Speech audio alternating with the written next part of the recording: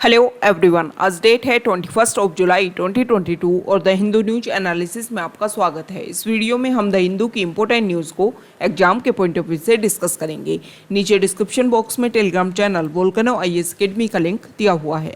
आप Telegram channel Volcano IAS academy के साथ में जुड़ सकते हैं। वहाँ पर हर exam means UPSC, state PCS and other exams के पॉइंट ऑफ व्यू से काफ़ी इंपॉर्टेंट इन्फॉर्मेशन आप सभी के साथ में शेयर की जाती है। तो चलो स्टार्ट करते हैं। वीडियो को स्टार्ट करेंगे एक ज्योग्राफिकल मैप क्वेश्चन के साथ में। और आज आपका क्वेश्चन ये है कि महानदी रिवर को आपको मैप में व्यू करना है, फिर इससे रिलेटेड हर इंपॉर्टेंट फैक्ट्स को एंड इन्फॉर्मेशन को कमेंट बॉक्स में टाइप करना है। कल हमने आपसे क्वेश्चन पूछा था गिर नेशनल पार्क को लेकर के, तो गिर नेशनल पार्क को अगर हम मैप में व्यू करें, गिर नेशनल पार्क इंडिया के गुजरात स्टेट में लोकेटेड है।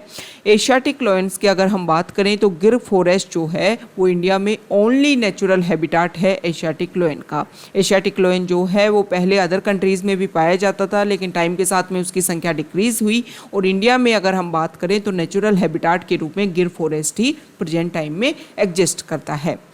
यहाँ पर गिर नेशनल पार्क में कुछ ट्राइब रहती हैं और ट्राइब का नाम है मालधारी। मालधारी का जो सेटलमेंट है उसको, इन ट्राइब का जो सेटलमेंट है उसको हम नेसीज के नाम से जानते हैं।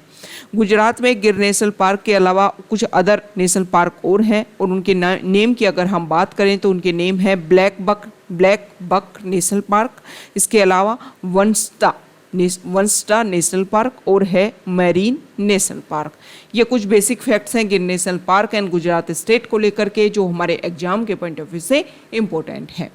द हिंदू की इंपॉर्टेंट न्यूज़ को अगर हम डिस्कस करें तो सबसे पहले फ्रंट पेज पर न्यूज़ रिलेटेड है महाराष्ट्र स्टेट को लेकर के। आप सभी को पता है प्रेजेंट टाइम में वहाँ पर बाइफर्केशन देखने को मिला। शिवसेना ग्रुप में, शिवसेना पार्टी में एकनाथ शिंदे ने कुछ मेंबर्स जो हैं लेजिस्लेटिव असेंबली के उनको अपनी तरफ से अपने साथ में लेकर के एक फैक्शन दिखाई दिया यहाँ पर शिवसेना पार्टी में। तो यहाँ पर सुप्रीम कोर्ट में इसको लेकर के डिस्कशन हुआ है। पिटीशन डाली गई थी कि क्या इस तरीके से पार्टी का जो एक फैक्शन देखने को मिलता है और दूसरा फैक्शन जो है वो भी सेम पार्टी को रिप्रेजेंट कर रहा है। तो बात आ गई पॉलिटिकल पार्टीज उनके सिंबल्स को लेकर के कि कौन सा फैक्शन जो है इसको यूज़ करेगा। तो सुप्रीम कोर्ट में अभी इसको लेकर के डिस्कशन स्टार्ट हुआ है कि क्या ये जो फैक्शन है इसका क्या मेन रीजन रहा, किसके बेसिस पर यहाँ पर फैक्शन देखने को मिला है शिवसेना पार्टी में। ओके, तो सुप्रीम कोर्ट ने इसको लेकर के क्वेरीज की, अपनी बात यहाँ पर डिस्कस की शिवसेना लीडर के साथ में। शिवसेना की जो दोनों फैक्शन हैं उन्होंने क्या क्या अपने स्टेटमेंट दिए, यहाँ पर अभी डिस्कशन होगा। सुप्रीम कोर्ट क्या इसमें रिजल्ट निकाल करके लेके आएगा वो ज़्यादा हमारे लिए इम्पोर्टेंट रहेगा। अभी हम डिस्कस कर लेते हैं कि आप सभी को पता है 52nd कॉन्स्टिट्यूशनल अमेंडमेंट एक्ट 1985 में 10th शेड्यूल को इंसर्ट किया गया कॉन्स्टिट्यूशन में और बात रखी गई एंटी डिफेक्शन लॉ की। मीन्स हमारे जो लेजिस्लेटर हैं उनको इस तरीके से एक पार्टी छोड़ करके किसी और पार्टी के सिंबल पर वो जीत करके आते हैं वोट किसी सीट पर से, और फिर उसको छोड़ करके दूसरी पार्टी में मर्ज होते हैं। उसी को रेगुलेट करने के लिए, उसी इश्यू को रेगुलेट करने के लिए ये जो एंटी डिफेक्शन लॉ है वो लाया गया था। लेकिन टाइम के साथ में अगर हम देखें तो इसकी वैल्यू जो है वो काफ़ी ज़्यादा डिक्रीज हुई है एंटी डिफेक्शन लॉ की, क्योंकि एंटी डिफेक्शन लॉ जो है वो एक मास लेवल पर, मीन्स अगर किसी पार्टी के 2/3 मेंबर्स एक पार्टी को छोड़ करके दूसरी पार्टी में मर्ज होते हैं तो उसको यहाँ पर रेगुलेट नहीं किया जाता है। तो इसीलिए टाइम टू टाइम डिमांड उठी है कि एंटी डिफेक्शन लॉ में वो सारी एक्टिविटीज़, वो सारे जो भी लूपहोल्स हैं उन सभी को टारगेट करते हुए न्यू प्रोविज़न जो है वो इंसर्ट होने चाहिए। एक इम्पोर्टेंट प्रोविज़न की अगर हम बात करें तो एक एडिटोरियल में इस बात के ऊपर बात रखी गई थी कि जो भी लेजिस्लेटर इस तरीके की एक्टिविटीज़ करते हैं उनके ऊपर 6 ईयर का बैन लगाया जाना चाहिए। मीन्स प्रेजेंट टाइम का जो इलेक्शन है वो खत्म और नेक्स्ट जो उनका इलेक्शन होगा वो खत्म। इसके बेसिस पर इन इश्यूज को हम रेगुलेट कर सकते हैं। जिस तरीके से political aspiration and wishes increase हुई हैं उन्हीं के बेसिस पर ये ज़्यादातर जो स्प्लिट है वो देखने को मिलता है। और प्रेजेंट टाइम में अगर हम देखें तो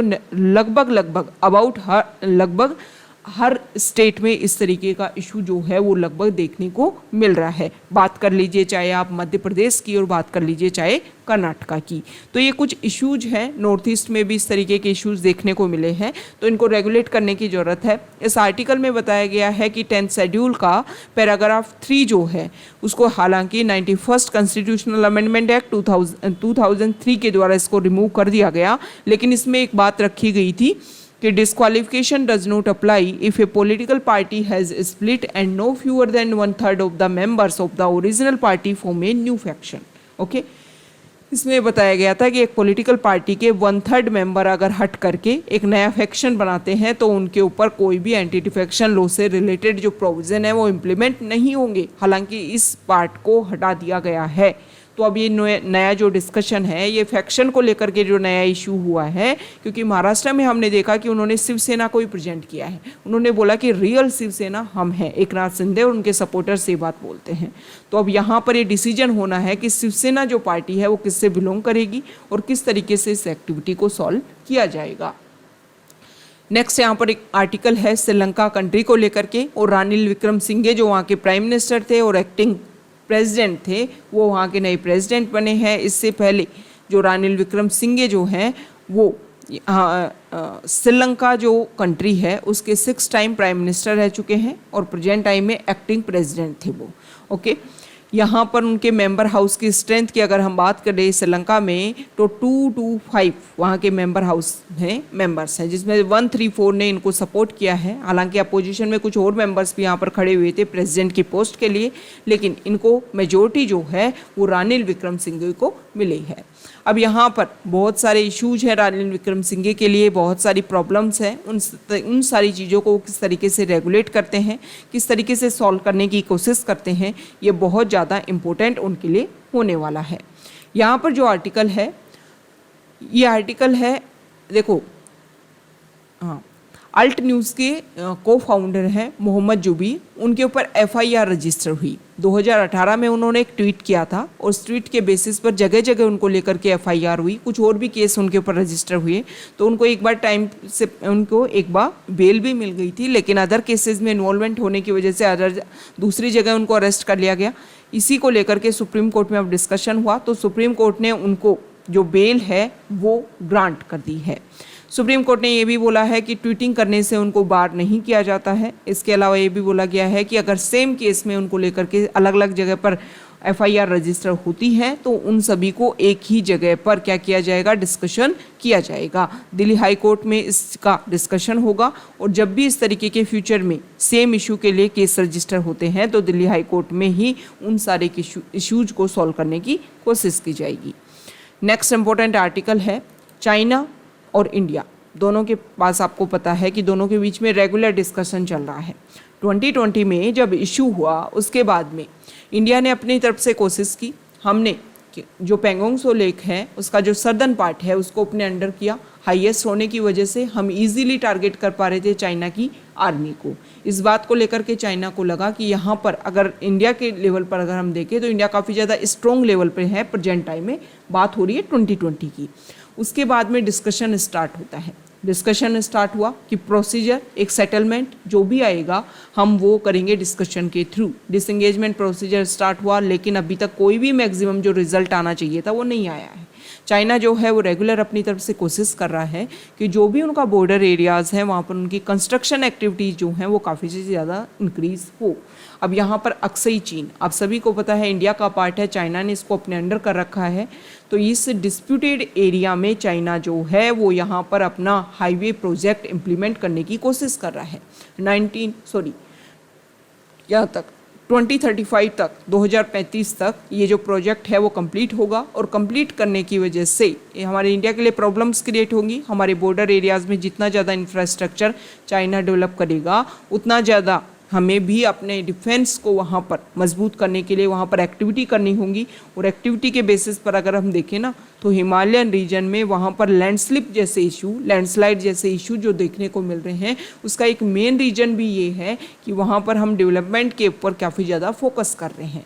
ओके, तो इसका एक मेन रीजन है। कुछ टाइम पहले एक सर्वे भी पब्लिश हुआ, उस सर्वे में ये बताया गया है कि वहाँ पर स्पेसिफिक हम हिमालयन रीजन में देखें तो वहाँ पर इतनी रोड हमने कंस्ट्रक्शन की है जिसकी वजह से वहाँ पर जो ग्लेशियर का जो फॉर्मेशन है, उनकी जो एक तरीके से आप मोटाई उनकी जो माने उसमें काफ़ी ज़्यादा डिक्रीज़ हुआ है। उनका जो एरिया है, जो पहले तक वहाँ पर ग्लेशियर एक्सटेंडेड रहते थे, वो काफ़ी ज़्यादा डिक्रीज़ हुए हैं, काफ़ी उन्होंने अपने आप को विड्रू किया है। और ये सारा मेन रीजन है कि वहाँ पर हमने कंस्ट्रक्शन एक्टिविटीज़ को इंक्रीज़ किया है। इसके साथ अगर हम बात करें तो कंस्ट्रक्शन एक्टिविटीज़ जब हमने की हैं तो वहाँ पर जो व्हीकल हैं वो भी काफ़ी ज़्यादा संख्या में जाने लग गए हैं, जिसकी वजह से एमिशन जो है वो काफ़ी ज़्यादा लेवल पर वहाँ पर हो रहा है।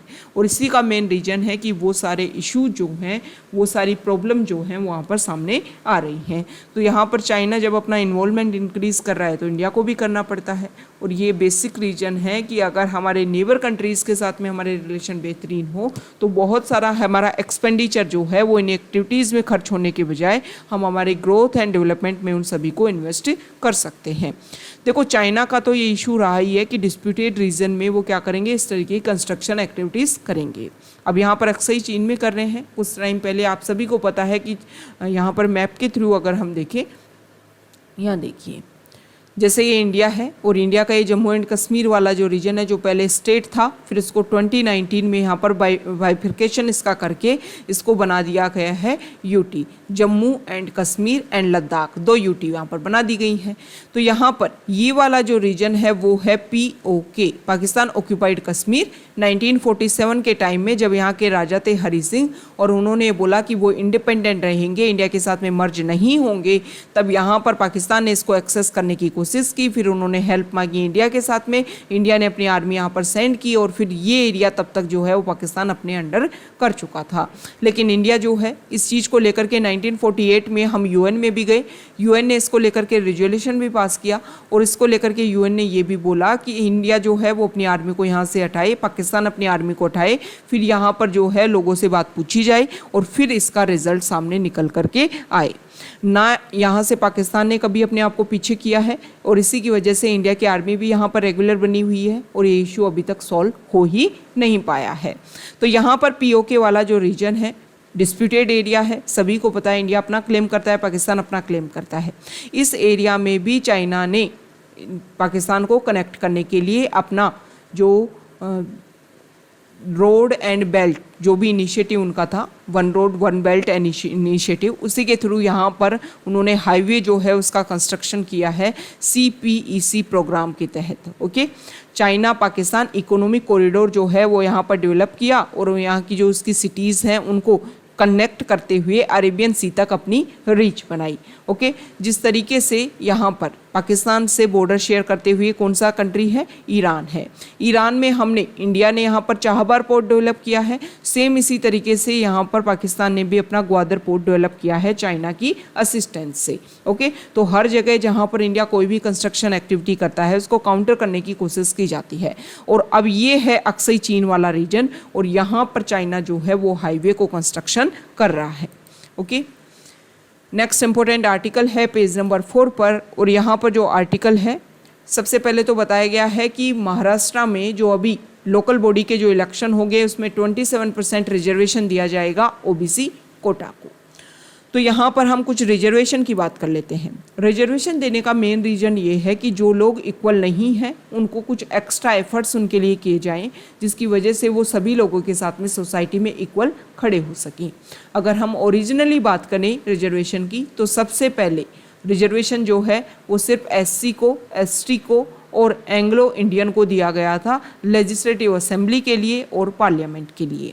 ओके, एंग्लो इंडियन को, ये जो एंग्लो इंडियन है इनके लिए नॉमिनेटेड सीट डिसाइड की गई थी कि जो लोकसभा है उसमें 2 सीट जो हैं वो इनके लिए डिसाइड की जाएंगी और इनको फिक्स किया गया था। लेकिन SC और ST को जो रिजर्वेशन है वो उनकी पॉपुलेशन के बेसिस पर दिया गया था। ये कुछ इंपॉर्टेंट फैक्ट है। बात आती है लेजिस्लेटिव असेंबली की, तब इन तीनों को रिजर्वेशन दिया गया। लेकिन अभी देखो स्टार्टिंग में क्या डिसीजन लिया गया था कि हर 10 साल तक इनको रिजर्वेशन दिया जाएगा, 10 साल में इनकी जो लेवल है वो इंक्रीज हो जाएगा, फिर ये रिजर्वेशन खत्म कर दिया जाएगा। लेकिन हर 10 साल के बाद में रिन्यू करके ये जो भी रिजर्वेशन है उसको रेगुलर किया जा रहा है। हालांकि एंग्लो इंडियन को जो रिजर्वेशन है उसको खत्म कर दिया गया है। तो आपको ये बताना है कमेंट बॉक्स में कि कौन से कॉन्स्टिट्यूशनल अमेंडमेंट एक्ट के थ्रू एंग्लो इंडियन को जो रिजर्वेशन मिला था वो खत्म कर दिया गया है, ये आपको कमेंट बॉक्स में बताना है। ओके, अब यहाँ पर अगर हम बात करें तो SC, ST, OBC and EWS इन सारी कैटेगरी को रिजर्वेशन दिया जाता है जॉब में और इसके अलावा एजुकेशन में। तो अगर बात आती है कि लेजिस्लेटिव असेंबली और पार्लियामेंट में रिजर्वेशन किनको दिया जाता है, जॉब एंड एजुकेशन में किनको रिजर्वेशन दिया जाता है, तो ये कैटेगरी है। अभी क्या है, OBC को पहले जॉब एंड एजुकेशन में रिजर्वेशन था, अब इसको यहाँ से यहाँ भी ट्रांसफ़र किया जा रहा है कि यहाँ पर जो भी इलेक्शन होंगे लोकल बॉडीज़ में वहाँ भी आपको रिप्रेजेंट किया जाएगा। ओके, अभी मध्य प्रदेश में भी कुछ टाइम पहले इसी तरीके का जो है ओबीसी रिजर्वेशन उसको अलाउ किया गया है लोकल बॉडीज़ के इलेक्शन में। नेक्स्ट यहाँ पर जो आर्टिकल है, देखो दिल्ली हाई कोर्ट ने एक माइनर रेप विक्टिम उसके 26 वीक की जो प्रेगनेंसी है उसको टर्मिनेट करने के लिए अलाउ कर दिया है। अब यहाँ पर मेडिकल टर्मिनेशन एक्ट जो है वो न्यूज़ में है। मेडिकल टर्मिनेशन एक्ट, उससे रिलेटेड फैक्ट्स की हमें बात कर लेते हैं कि पहले एक्ट क्या था और अभी प्रेजेंट टाइम में इसमें क्या चेंज किया गया है। देखो पहले था मेडिकल टर्मिनेशन एक्ट 1971 और उसके बाद में उसमें 2021 में इस मेडिकल टर्मिनेशन एक्टिविटीज़ में चेंज किया गया 2021 में। तो ये तो 1971 का एक्ट है और ये है 2021 का एक्ट। पहले वाले एक्ट में ये था कि सिर्फ जो मैरिड वीमेन है उनको अलाउ किया जाता था, लेकिन अभी प्रेजेंट वाले जो अमेंडमेंट हुआ है उसमें अनमैरिड वीमेन को भी अलाउ किया जाता है प्रेगनेंसी को टर्मिनेट करवाने के लिए। पहले ये था कि जो 12 वीक्स की अगर प्रेगनेंसी है तो 1 मेडिकल प्रैक्टिशनर जो है वो इसमें अलाउ करेगा, और 20 वीक्स तक की 12 से 20 वीक्स की है तो इसमें 2 मेडिकल प्रैक्टिशनर जो हैं उनकी जो भी ओपिनियन है वो ज़रूरी होती है।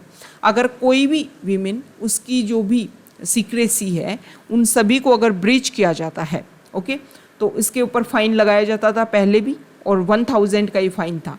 लेकिन अभी इसमें चेंज कर दिया गया है कि अगर किसी भी वीमेन की जो भी प्राइवेसी है उसको लीक किया जाता है तो उनको या तो फाइन देना पड़ेगा या फिर 1 ईयर की इम्प्रिजनमेंट भी हो सकती है। मतलब जो पनिशमेंट है उसको भी स्ट्रिक्ट कर दिया है। 2021 में और चेंज क्या किया है, एक तो अनमैरिड वीमेन को अलाउ कर दिया गया है, दूसरा ये बोला गया है कि पहले क्या होता था कि अगर 20 वीक्स या उससे ज़्यादा का अगर प्रेगनेंसी है तो उसको लेकर के यहाँ पर डिस्कशन किया जाता था। अभी इसमें डिसाइड कर दिया गया है कि 24 वीक्स से ज़्यादा का अगर प्रेगनेंसी है तो उसके लिए, जैसे कि उसमें ये बोला गया है कि 24 वीक्स में या तो रेप सर्वाइवर हो या फिर फीटल में जो फिटस है उसमें कुछ एबनॉर्मलिटीज़ देखने को मिल रही हो, तब एक मेडिकल बोर्ड जो है वो इसके ऊपर डिसीजन लेता है। हर स्टेट में मेडिकल बोर्ड बनाया जाएगा, ओके, डिस्ट्रिक्ट लेवल पर, और वो इसमें डिसीजन लेगा। अगर हम प्रेगनेंसी की बात करें तो 20 वीक्स तक जो है प्रेगनेंसी को 1 मेडिकल प्रैक्टिशनर की ओपिनियन की ज़रूरत होगी, और 20 से 24 वीक की प्रेगनेंसी के लिए 2 मेडिकल प्रैक्टिशनर्स की ओपिनियन की यहाँ पर ज़रूरत होगी। ये जो पीरियड है ये इंक्रीज़ कैसे कर दिया गया, इसका मेन रीज़न ये है कि टाइम के साथ में जो भी मेडिकल डिवाइसेज हैं, जो भी मेडिकल प्रोग्रेस हैं, वो इतनी ज़्यादा प्रोग्रेस हो गई हैं कि इतने लेवल तक भी प्रेगनेंसी को टर्मिनेट ईजीली किया जा सकता है। इसी के बेसिस पर ये सारी जो एक्टिविटीज़ हैं वो इसमें इन्वॉल्व की गई हैं। तो ये मेडिकल टर्मिनेशन एक्ट 1971 और 2021 में जो चेंजेस हुआ उसके बारे में हमने डिस्कस किया है। नेक्स्ट इंपॉर्टेंट आर्टिकल है, देखो हाँ, अब यही हम डिस्कस कर लेते हैं। कल हमने आपसे दो एक्ट के बारे में बोला था, सॉरी 2 बिल के बारे में बोला था। अभी मानसून सेशन में उनको लेकर के डिस्कशन हो रहा है तो उनके बारे में हम डिस्कस कर लेते हैं। पहला तो जो एक्ट है उसमें जो हमारी आर्कियोलॉजिकल मॉन्यूमेंट्स हैं उनको प्रोटेक्ट प्रिजर्व करने के लिए जो एमसर एक्ट है उसमें चेंज करने की बात की जा रही है। तो ये जो एक्ट है इसमें टाइम टू टाइम बहुत सारे चेंज किए गए हैं। पहले भी हम देखें तो 2010 में इसमें चेंज किया गया था, जिसमें डिसाइड किया गया था कि जो भी मॉन्यूमेंट्स हैं उनके 100 मीटर का जो क्राइटेरिया है, यहाँ पर कोई भी कंस्ट्रक्शन एक्टिविटी नहीं होगी, और 100 to 300 मीटर का जो क्राइटेरिया है उसमें भी एक तरीके से रिस्ट्रिक्टेड लेवल पर कोई एक्टिविटी होगी, ताकि जो हमारे ओल्ड मॉन्यूमेंट्स हैं उनको हम सेव कर सकें। अभी ये डिसीजन लिया जा रहा है कि यहाँ पर जो भी एक्टिविटीज़ हैं उसमें आर्कियोलॉजिकल सर्वे ऑफ इंडिया को यहाँ पर पावरफुल बनाने की कोशिश की जा रही है कि 100 ईयर से ओल्ड कोई भी मॉन्यूमेंट अगर है और उसमें अगर हमें एक्टिविटी करनी है तो आर्कियोलॉजिकल सर्वे ऑफ इंडिया जो है वो हाईएस्ट लेवल पर रहेगा, और इन्हीं को यहाँ पर मैक्सिमम जो पावर देने की कोशिश की जा रही है। ओके, तो 100 ईयर ओल्ड मॉन्यूमेंट्स की अगर हम बात करें तो हमारे इंडिया में नेशन वाइड लेवल पर 3691 मॉन्यूमेंट्स हैं, जिसमें सबसे ज़्यादा हाईएस्ट जो है वो यूपी स्टेट में है 745।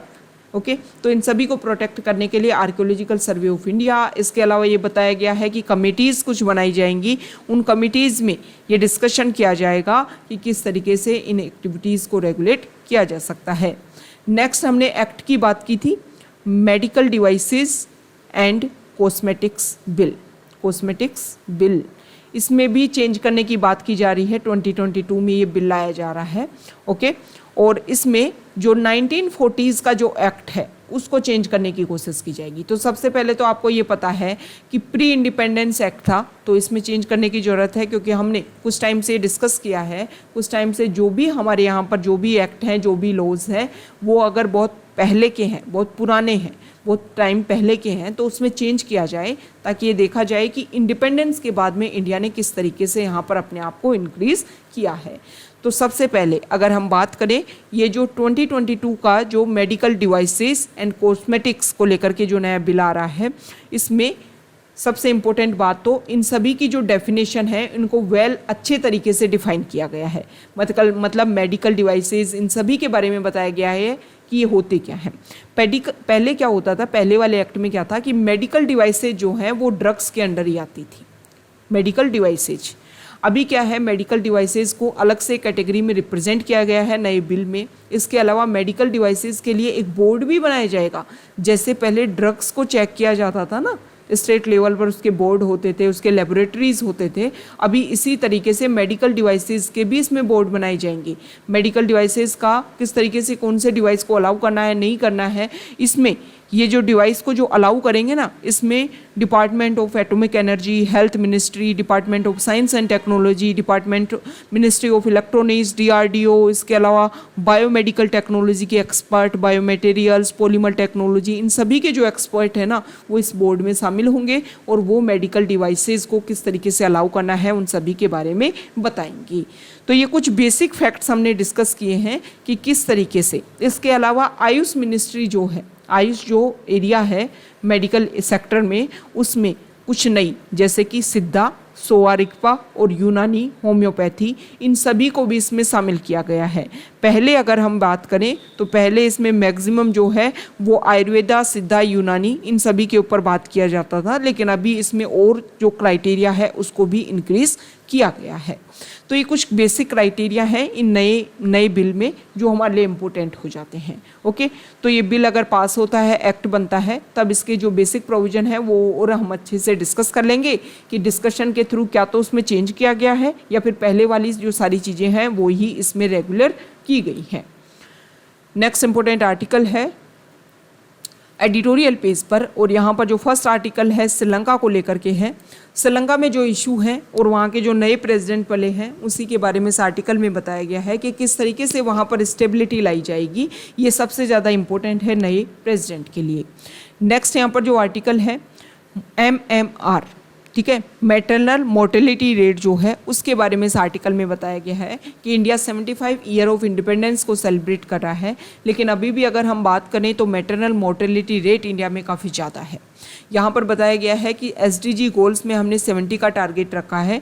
कुछ स्टेट्स हमारे यहाँ पर ऐसे हैं जो वेल तरीके से परफॉर्म कर रहे हैं, जैसे कि अगर हम बात करें हमारी सर्दर्न इंडिया के स्टेट्स की, तो वहाँ पर उन्होंने काफ़ी अच्छे से, जैसे कर्नाटका, तमिलनाडु, केरला, आंध्र प्रदेश, तेलंगाना, इन सभी ने काफ़ी अच्छे से परफॉर्म किया है। लेकिन अगर हम बात करें नॉर्थ ईस्ट की, तो आसाम ऐसा स्टेट है जहाँ पर मैटरनल मोर्टेलिटी रेट जो है वो 200 से भी ऊपर देखने को मिली। डिस्ट्रिक्ट लेवल की भी अगर हम बात करें तो हमारे पूरे इंडिया में 130 डिस्ट्रिक्ट ऐसे हैं जहां पर 200 मैटरनल मोर्टेलिटी रेट जो है वो देखने को मिली है। तो हम क्या कर सकते हैं, हम ये कर सकते हैं कि 75 ईयर ऑफ इंडिपेंडेंस को हम सेलिब्रेट कर रहे हैं, इसके साथ में हम जो है यहाँ पर चेंज करने की कोशिश करते हैं। हमारे हेल्थ इंफ्रास्ट्रक्चर को इतने अच्छे से हम डेवलप करें ताकि इस तरीके के जो इश्यूज हैं वो देखने को ना मिले। ओके, यहाँ पर जो आर्टिकल है राइटर ने ये बोला है कि स्कूल जो है कोविड के बाद में ओपन हो गई है। राइटर ने यहाँ पर डिस्कस किया है कि जो हमारे स्कूल के जो चिल्ड्रन हैं उनके हेल्थ को लेकर के पॉलिसी बनाई जाए। राइटर ने यहाँ पर सजेशन भी दिया है कि 2017 की जो हेल्थ पॉलिसी है और 2020 में जो एजुकेशन पॉलिसी लेकर के आए हैं उन दोनों को मर्ज किया जाए और हेल्थ को यहाँ पर फोकस किया जाए। राइटर ने यहाँ पर कुछ एग्जाम्पल देने की भी कोशिश की है कि किस तरीके से इस तरीके की जो हैबिट्स हैं उनको हम डेवलप कर सकते हैं। इस तरीके का जो फर्स्ट इवोल्यूशन है कि स्कूल में हेल्थ को फोकस किया जाएगा, 1909 में पहला इस तरीके का काम किया गया था। उसके बाद में प्रेसिडेंसी ऑफ बड़ौदा ने जो मेडिकल एग्जामिनेशन है स्कूल चिल्ड्रन का उसको दोबारा से स्टार्ट किया। सर जोसेफ बोरे कमेटी उन्होंने 1946 में अपनी रिपोर्ट में रखा कि स्कूल में जो भी चिल्ड्रन हैं उनकी हेल्थ सर्विसेज के लिए इंडिया को काम करना चाहिए। 1953 secondary education committee of the government of India recommended comprehensive policy intervention dealing with school health and school feeding programme. ठीक है, तो 1953 में जो कमेटी आई उन्होंने भी रिकमेंडेशन दी कि भाई मिड डे मील उनको अच्छा सा खाना प्रोवाइड करवाओ बच्चों को और अच्छे से उनके हेल्थ को ध्यान में रखो। राइटर का ये बोलना है कि जो बचपन में जो आदतें सिखाई जाती है ना, जो हैबिट्स सिखाई जाती हैं, वो हैबिट्स ही एडल्टहुड में जा कर के आपकी लाइफ में बनी रहती हैं।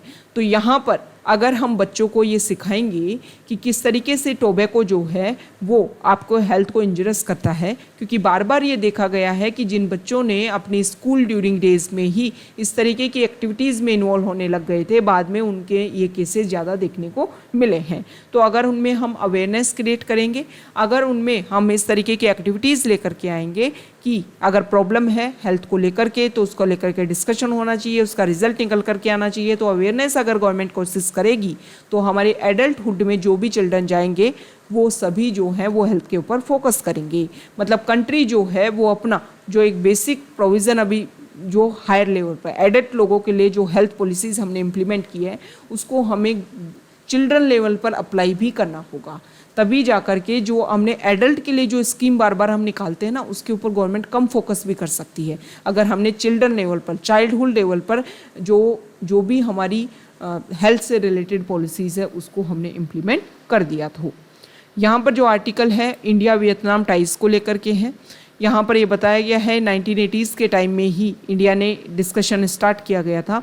यहाँ पर बताया गया है कि ट्रेड की बेसिस पर अगर हम बात करें तो ट्रेड की या तो आप वॉल्यूम के बेसिस पर बात करोगे या प्राइस के बेसिस पर बात करोगे, तो दोनों ही लेवल पर अगर हम डिस्कस करें तो सी लेवल पर इंडिया की काफ़ी ज़्यादा डिपेंडेंसी है। तो इन्हीं रिलेशंस को बेहतरीन करने के लिए वियतनाम के साथ में इंडिया ने अपने रिलेशन बेहतरीन करने की कोशिश की है। एक्ट ईस्ट पॉलिसी को भी यहाँ पर सर्वाइव उसको इम्प्लीमेंट करने के लिए ये सारी कंट्रीज़ के साथ में हमारे जो रिलेशन है उनको बेहतरीन करने की यहाँ पर कोशिश की जा रही है।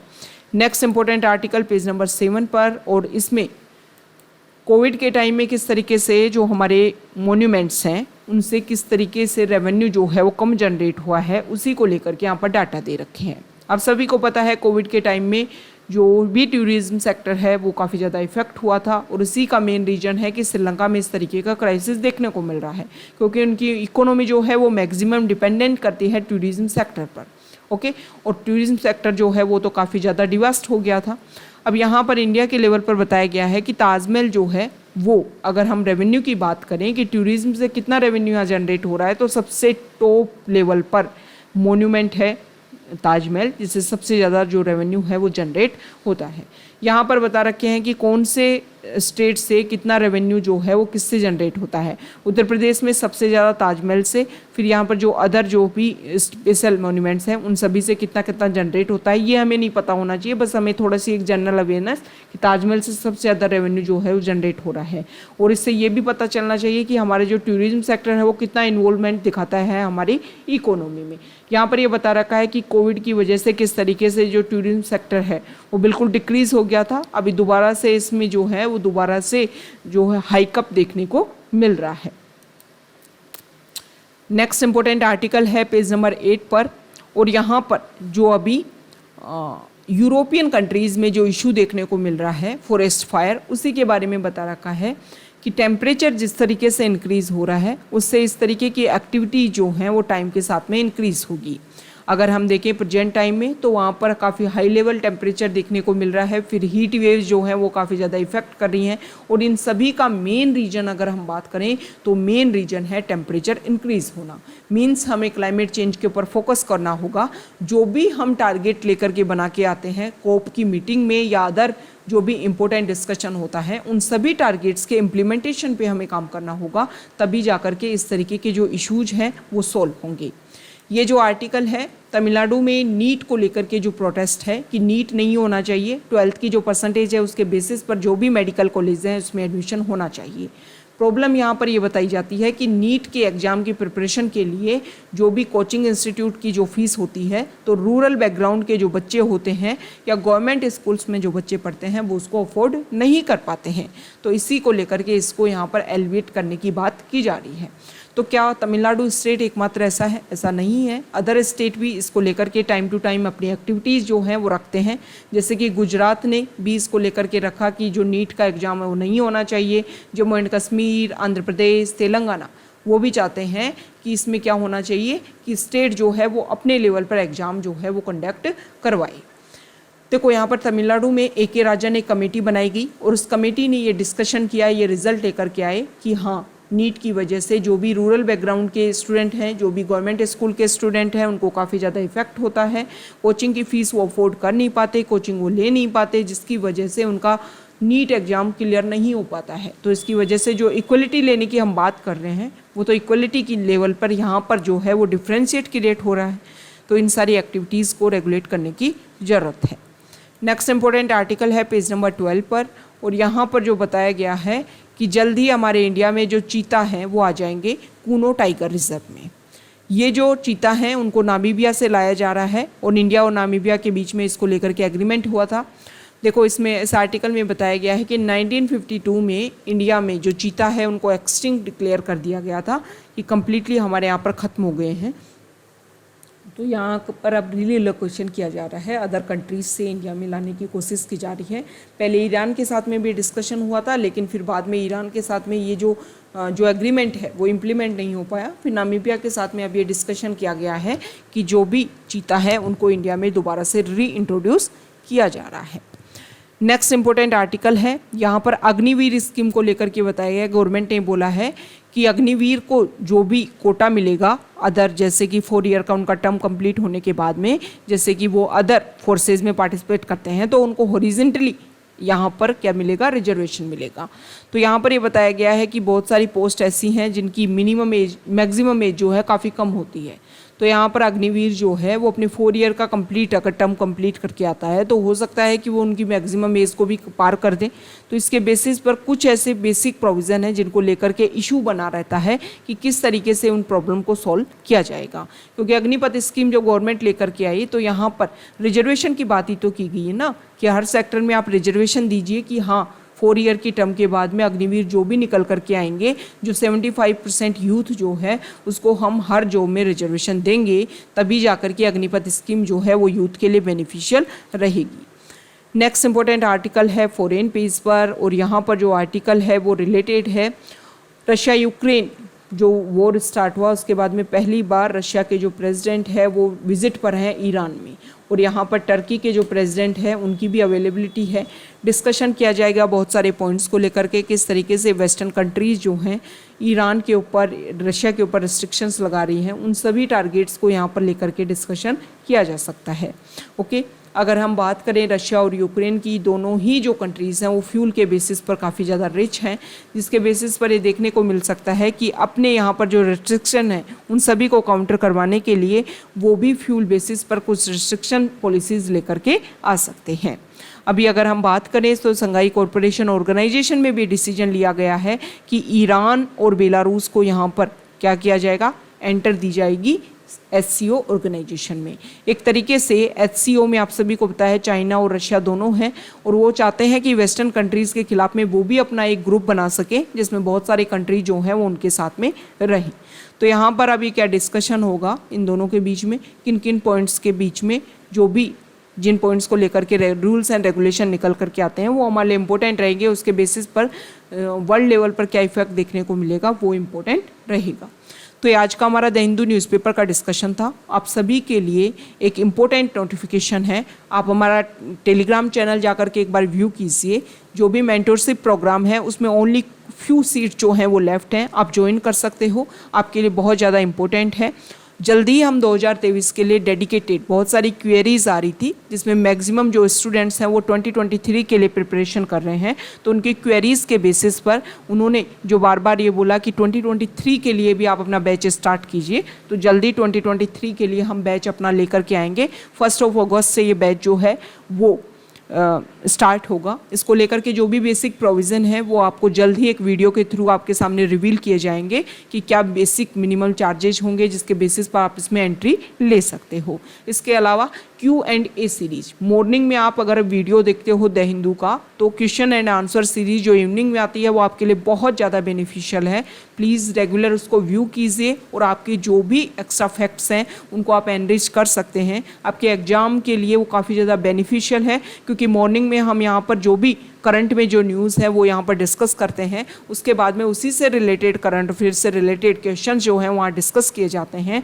तो आपके लिए बहुत ज़्यादा बेनिफिशियल है। आप जाकर के उसको व्यू कीजिए, ज़्यादा से ज़्यादा अपने फ्रेंड्स के साथ में, अपने ग्रुप्स में उसको शेयर कीजिए। ओके, इसी तरीके से आप वोल्केनो फैमिली के साथ में, अपना वोल्केनो ग्रुप के साथ में अपना जो सपोर्ट है वो बनाइए रखिए। Okay, thank you.